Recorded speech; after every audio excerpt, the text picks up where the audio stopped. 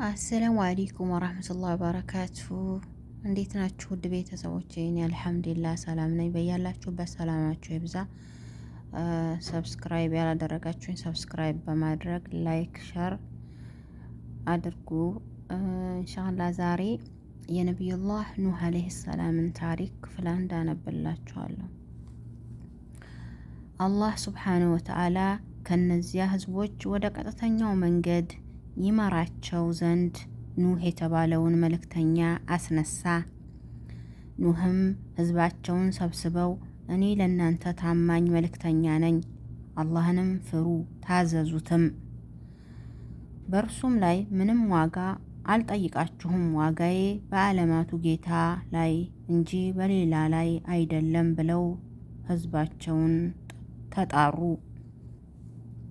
ይህንን ሲሰሙ አስተባበሉትም፣ ምንም ሊያምኑለት አልቻሉም። እንዲያውም ያፌዙበት ጀመር። ኑህ አለይሂ ሰላም ያለመሰልቸት ዘወትር ጥሪ ያደርጉላቸው ነበረ። የህዝቦቹ ማፌዝና ማላገጥ በበዛበትም ጊዜ ወገኖቼ ሆይ ምንም መሳሳት የለብኝም፣ ግን እኔ ከዓለማቱ ጌታ መልእክተኛ ነኝ። የጌታዬን መልእክቶች አደርስላችኋለሁ፣ ለእናንተም እመክራችኋለሁ፣ ከአላህም በኩል የማታውቁትን አውቃለሁ አላቸው። የኑህ አለይሂ ሰላም ንግግር በሰሙ ጊዜ በጣም በመገረም አንተ ኑህ፣ አንተ እኮ እንደኛው ሰው ነህ፣ እንዴት ነው መልእክተኛ ነኝ የምትለው? በዛ ላይ ጥቂት ተከታዮች አሉ፣ ሁሉም ግን ደሃና ኮሳሳ በዝቅተኛ የኑሮ ደረጃ ላይ ያሉ ናቸው። ደግሞም በሀብትም ሆነ በክብር ከኛ ጋር አትመጣጠኑም ብለውም አስተባበሉ። ኑህም አለይሂ ሰላም የህዝቦቹ ሁኔታ ተስፋ ሳያስቆርጠው በማለማመጥ መልኩ የአላህን ልትፈሩና ይታዘንላችሁም ዘንድ ከናንተው ጎሳ በሆነው ሰው ላይ እንዲያስጠነቅቃችሁ በጌታችሁ ግሳጼ ቢመጣላችሁ ትደነቃላችሁን? እያለ ቢያግባባቸውም ክህደታቸው ይበልጥ እየጨመረ እንጂ ምንም አይቀንስም ነበረ። ምንም እንኳን ኑህ አለይሂ ሰላም የህዝቡ ነገር ተስፋ ቢያስቆርጣቸውም ተልኳቸውን በሚገባ በማድረስ ላይ ቀጥለዋል። እናም ሁሌ ቀንና ማታ ህዝባቸውን ስለ አላህ ሲያስታውሷቸው ህዝባቸው የነቢያቸውን ዳዕዋ ከመስማት ጆሯቸውን በመያዝ ጀመሩ። ጆሯቸውን ሲይዙ መስማት እንቢ ሲሉ ኑህ አለይሂ ሰላም በመልእክት ይነግሯቸው ነበረ። ኑህም በመልእክት ሲነግራቸው ህዝቡ ግን አይኖቻቸውን በልብሶቻቸው ይሸፍኑ ነበረ። ምንም ተስፋ አለመቁረጥ ብሎ በመቀመጥ ሲከለክላቸው ድሆች እና ዝቅተኛ ሰዎች ያንተ ተከታይ ሆነው ሳለ እኛ ከነሱ ጋር እንድንከተልህ ተሻለህን? ይልቁንስ እኛ እንድንከተልህ ከፈለግህ እነዚያን ተራ ሰዎች ከጎንህ አርቃቸው አሉት። ኑህም አለይሂ ሰላም እነሱ የሚሰሩትን አላህ ነው የሚያውቀው፣ እኔ ላባረራቸው አልችልም። እንዴትስ ረዳቶቼን አክባሪዎቼን አባረር ትሉኛላችሁ? ቆይ ባባረራቸውስ እኔን ከአላህ ማን ያተርፈኛል? አታስተውሉምን? ብሎ ጠንከር አለባቸው። ኑህ አለይሂ ሰላም መልካም ነብይ ነበሩ።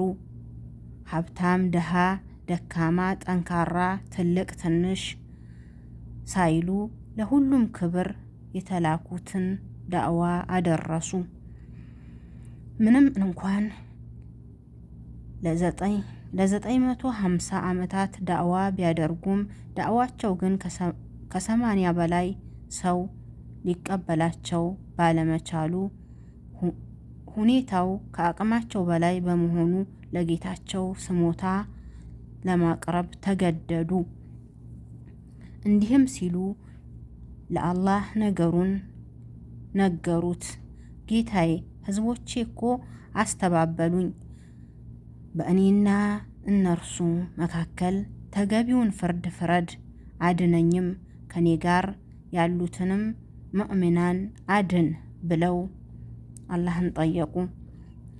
ከዚህ በኋላ የኑህ አለይሂ ሰላም የዳዕዋ ጥሪ ዛቻ አዘል በመሆን ጀመረ። እነሱም ለኑህ አለይሂ ሰላም ዛቻቸው ግድ አልነበራቸውም። ይልቁን የምትዝትበትን አምጣ እውነተኛ ከሆንክ እያሉ ሲሳለቁበትም ጀመር። ኑህም አለይሂ ሰላም ይህ እኮ በእኔ ቁጥጥር ውስጥ አይደለም፣ የአላህ ስልጣን ነው ይሏቸዋል። አሁን ግን ነገሩ መቋጫው ተቃርቧል።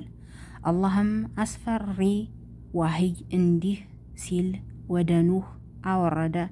ከህዝቦችህ በእርግጥም ካመኑት በስተቀር ወደፊት ከአሁን በኋላ አያምኑም።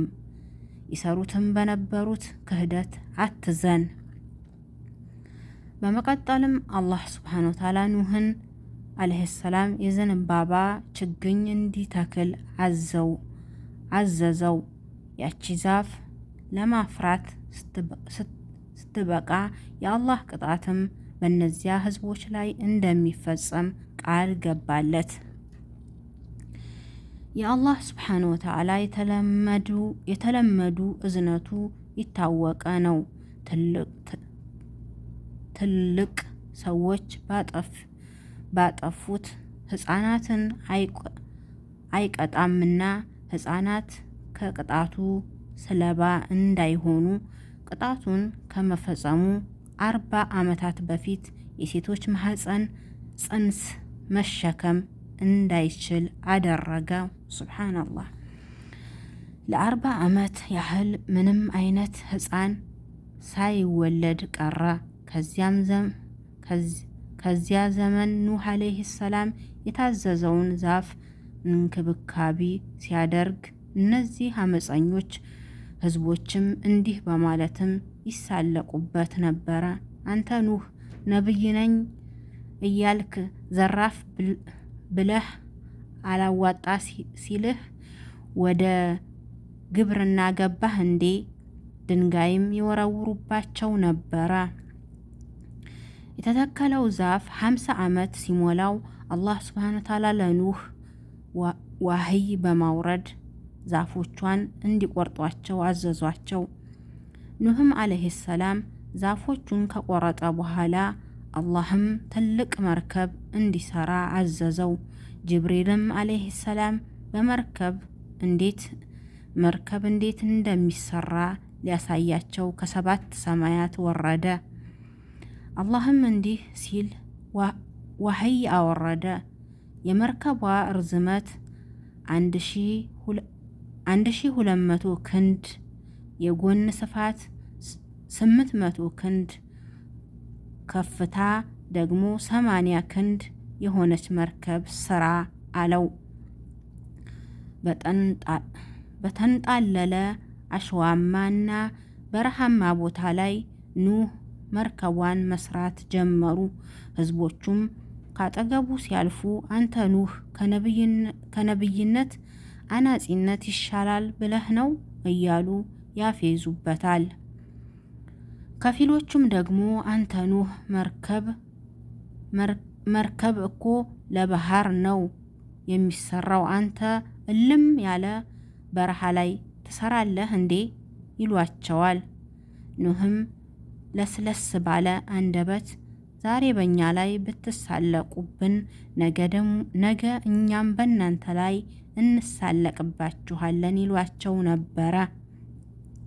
የመርከቧ ስራ ከተጠናቀቀ በኋላ አላህ ሱብሓነሁ ወተዓላ ኑህን ያመኑበትን ሁሉ በመርከቧ ላይ እንዲጭኑና ከእያንዳንዱ እንስሳት እና የዱር አራዊት፣ አንድ ወንድ አንድ ሴት በመርከቧ እንዲጭን አዘዘ።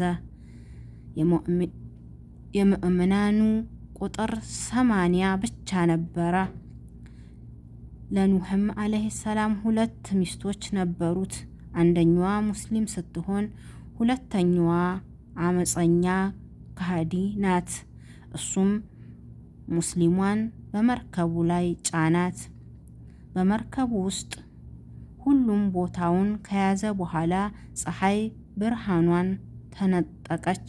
ምድርም በአስፈሪ ጽልመት ተዋጠች። ሰማይም ዶፍ ዝናብን ማንባባት ጀመረ።